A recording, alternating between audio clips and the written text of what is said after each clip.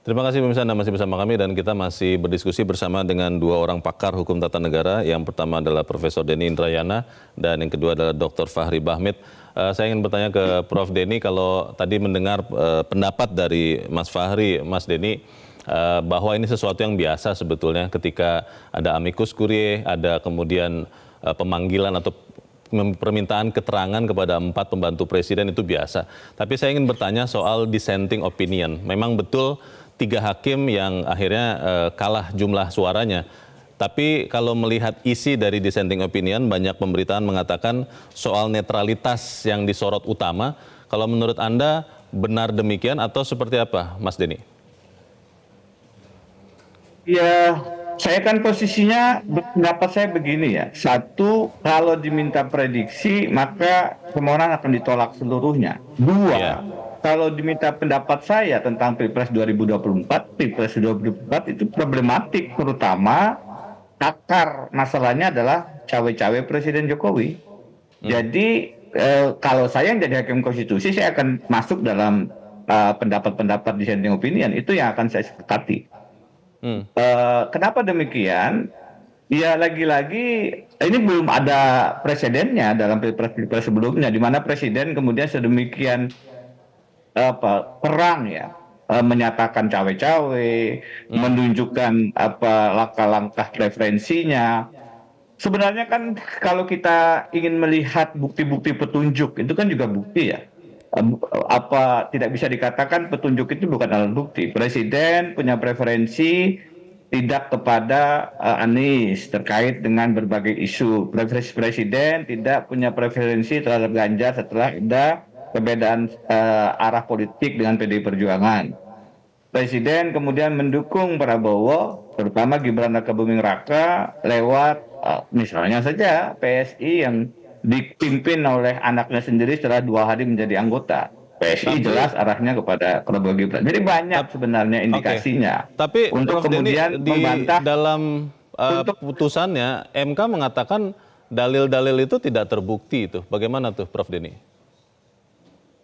itu kan pola pendekatan yang sekarang kebetulan secara komposisi hakim-hakim yang pendekatannya lebih rigid, lebih punya arah cenderung sebagaimana pembuktian pidana atau sebagaimana pembuktian perdata yang angkanya lebih tinggi dibandingkan yang pendekatannya lebih kepada keyakinan hakim melihat substansi persoalan. Kalau pembuktiannya pidana, kalau dikatakan tidak terbukti, sebenarnya hakim tadi yang dibacakan Pak Arsul tadi kan clear ya. Ya. Mahkamah tidak punya alat instrumen untuk dalam waktu yang ada membuktikan penyalahgunaan bansos. Jadi bukan, sebenarnya di satu sisi mahkamah memberi catatan bahwa bukan tidak terbukti, tetapi alat instrumen untuk melakukan pembuktian itu kurang waktunya, tidak ada waktunya dengan waktu 14 hari. Nah kalau kemudian cara pembuktiannya sebagaimana cara pidana yang penyidikan, penuntutan, persidangannya bisa bertahun-tahun, sedangkan hanya 14 hari ya pasti tidak akan bisa ditemukan. Tetapi kalau cara pembuktiannya sebagaimana yang dilakukan oleh 3 dissenting opinion, para Profesor Saldi Isra, Profesor Eni, Profesor Arif, mereka dengan yakin, kan keyakinan hakim ini. Jadi ada catatan lain ya, bahwa rekrutmen hakim kita dalam konteks politik hukum kita yang problematik, itu kan harus memang pendekatannya tidak boleh tekstual. Siapa yang bisa mengatakan bahwa pemilu kita sekarang bebas dari politik? Tidak ada yang bisa mengatakan, karena di lapangan itu sudah menjadi sesuatu yang kasat mata, telanjang dilakukan, bahkan terang-terangan begitu. Saya sendiri kan mengalami itu dalam berbagai kesempatan. Jadi terima kasih. Satu lagi catatan Mas. Tadi dikatakan bahwa ini pertama kali eksepsi ditolak. Bukan. Sejak tahun 2004 sampai kemudian saya menjadi kuasa hukum di 2019, eksepsi itu semuanya ditolak oleh mahkamah sejak awal sudah mentasbihkan dirinya, tidak hanya kuantitatif. Itu sejak awal. Yang berbeda adalah kali ini ada yang kemudian dissenting dan mengatakan terbukti sebelumnya. Walaupun mentasbihkan diri masuk ke proses dan tidak hanya mahkamah kalkulasi, mahkamah selalu berpandangan dalil-dalil tidak terbukti. Kali ini dalil-dalil tidak terbukti itu mayoritas, itu bedanya. Dan menurut saya itu bukan Oke, hal yang biasa. Lagi-lagi ini adalah baik. catatan kelam Dr. bahwa Fahri, ada kalau putusan yang mengatakan pilpres presiden itu bersikap tidak oke, netral dan itu pelanggaran konstitusi yang sangat mendasar. terima kasih Prof. Denny. Dr. Fahri, tanggapannya seperti apa? Silakan.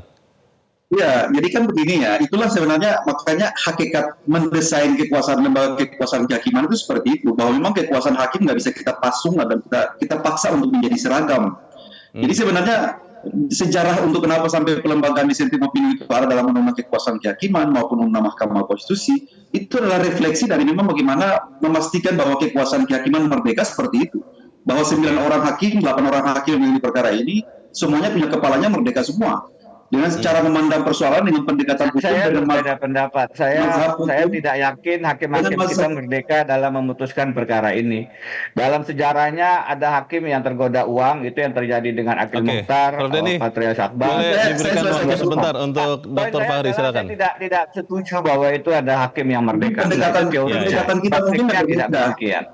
Kalau saya mungkin pendekatannya sedikit berbeda dengan Prof. Denny, bahwa saya katakan tadi bahwa itu adalah persoalan yang sangat sistemik. Kalau andaikan Oke. bagaimana lembaga kekuasaan kehakiman bersikap terhadap satu fakta, itu bisa berbeda dan tidak bisa kita Dr. paksa Fahri, antara 5 hakim konstitusi kalau- dengan 3 orang hakim yang lain. Mas Fahri, kalau Seperti Anda itu. melihat isi dari dissenting opinion dari 3 hakim konstitusi, itu Iya. semuanya, tiga-tiganya itu fokusnya atau sorotan utamanya soal netralitas. Saya komentar. Anda menerima Iya, saya komentar. atau tidak menerima itu, Tidak. Mas Fahri?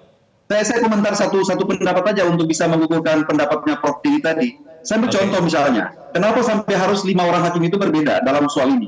Bahwa memang ada kekosongan hukum di situ. Kita nggak bisa memaksa mahkamah menjadi mahkamah yang seperti keranjang sampah untuk mengadili sesuatu di luar pakem kewenangan konstitusionalnya. Itu kalau itu yang kita paksa, maka sama saja dengan kita membentuk mahkamah menjadi mahkamah yang despotik.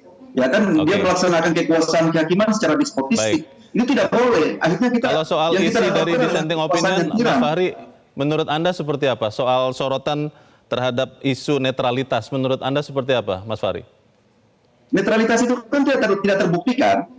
Kalau saya kan sebagai orang yang selaku pelaku persidangan ya, selaku pelaku peradilan kemarin yang hadir dalam persidangan, sama sekali tidak ada satupun yang bisa dibuktikan. Lalu kalau seperti itu konteksnya, saya harus berbicara dari perspektif apa? Tidak bisa kita Oke. memaksakan mahkamah mengadili sesuatu yang tidak berdasar pada alat bukti. Itu tidak bisa, sangat utopis gitu. Kita tidak bisa mengadili sesuatu yang sangat utopis. Saya mencontoh misalnya tentang penyelenggara negara yang bebas KKN. Teman-teman dari 01 dan 03 memaksa mahkamah untuk mengadili dengan mendasarkan pada TAP MPR nomor 11 tahun 98. Baik. Bagaimana implementasi dari TAP MPR itu?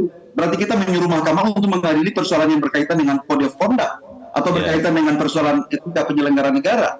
Sedangkan instrumen hukumnya tidak pernah disediakan untuk itu. Sehingga dengan demikian, mahkamah dalam putusan itu memberikan rekomendasi agar kedepannya itu harus ada perbaikan tata kelola pemilu, kedepannya harus diatur tentang misalnya pelembagaan institusi-institusi Baik. yang mengadili soal etik penyelenggara negara dan seterusnya. Ya, Saya kira ya. itu positifnya di situ. Itu Baik. mungkin perbedaan saya dengan Prof. Denny di situ. Saya ingin akan bertanya kepada Prof. Denny dan juga kepada Dr. Fahri pertanyaan yang sama.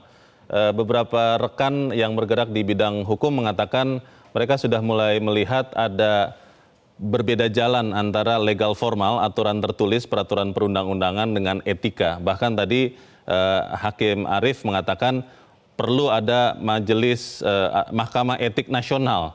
Kalau menurut Prof. Denny, apakah ini menjadi satu isu yang sangat penting di pemerintahan yang baru atau seperti apa? Setelah itu Dr. Fahri.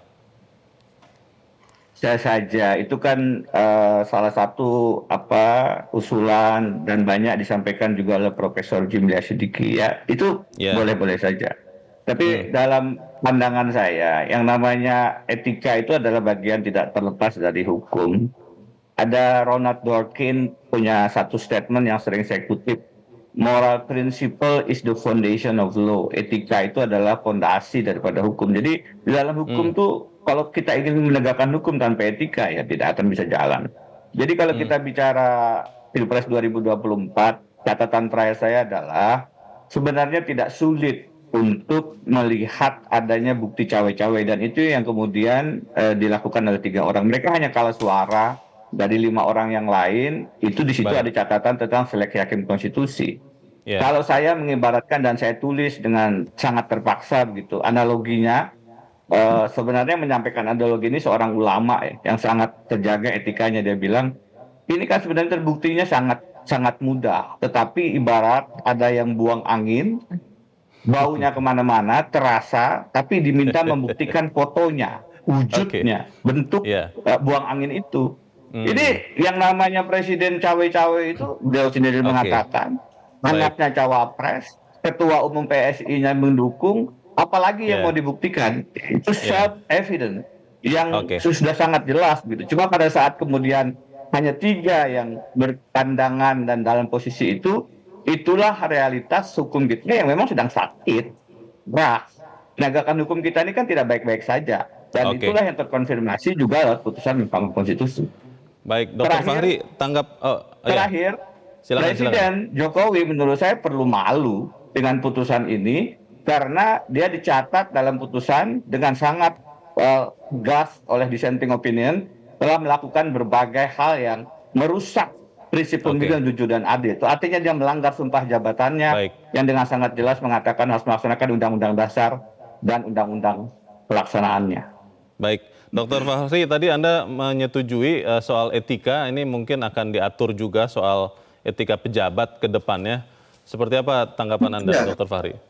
iya, ini diskursus akademik yang sudah lama ya. Tadi saya setuju yang disampaikan Prof. Diki tadi. Ini diskursus Hmm, ini pertama kali Prof. Jimmy sudah mencoba memperkenalkan konsep ini. Bahwa memang kedepannya ini bangsa ini membutuhkan satu instrumen yang berkaitan dengan bagaimana penegakan etika berbangsa dan bernegara. Sehingga dengan demikian ada satu lembaga khusus ya yang bertugas untuk menegakkan itu. Karena ya, kenapa? Kadang-kadang kita ini masih terjebak dengan persoalan perdebatan etika. Etika dalam konteks kode of conduct atau etika dalam konteks yang disampaikan Prof. Denny tadi sebagai satu prinsip hukum. Kalau itu hmm, kalau yang dimaksud dengan etika dalam konteks prinsip hukum itu berbeda lagi ranahnya. Penegakannya hmm, seperti apa? Dia oke, berbeda dengan kalau ketika nantinya orang menegakkan kode of conduct atau kode etik yang diperintahkan oleh hukum atau diperintahkan oleh undang-undang. Itu tingkatannya sudah berbeda. Nah, dalam hmm, konteks ini kita harus mengkualifikasi dalam konteks mana. Undang-Undang 7 2017 tentang pemilu membolehkan presiden berkampanye. Kalau seperti itu hmm, lalu kita menganggap melanggar etika, etika yang mana kira-kira yang melanggar dalam soal-soal seperti itu? Itulah oke, problematika yang dihadapi oleh MK dalam konteks pembuktian. Terakhir saya mau katakan bahwa ya, Mahkamah Konstitusi atau lembaga peradilan yang lain itu punya core yang sama. Core-nya yang sama adalah persoalan alat bukti. Alat buktinya ini tinggal kita lihat saja apakah ini bernuansa real evidence atau baik, circumstansi evidence dan seterusnya. Saya nggak tahu kalau seperti itu yang terjadi dalam konteks pilpres kemarin. Kami tidak pernah melihat itu baik dalam circumstansi evidence maupun dalam konteks real evidence. Sehingga dengan oke, demikian mahkamah itu menjadi kehilangan ya, pijakan untuk kira-kira membangun perkara ini dalam putusannya seperti apa. Makanya baik, kalau hari ini dengan putusan seperti ini tidak menjadi sesuatu yang kita kaget lagi karena memang sudah kita prediksi bahwa perkara ini akan kandas dengan persoalan alat bukti dan baik. tingkat keterbuktian dalam persidangan itu. Demikian. Terima kasih pakar hukum tata negara Dr. Fahri Bahmit dan juga pakar hukum tata negara Profesor Denny Indrayana sudah mencerahkan kami malam ini. Selamat malam. Jelajahi cara baru mendapatkan informasi. Download Metro TV Extend sekarang.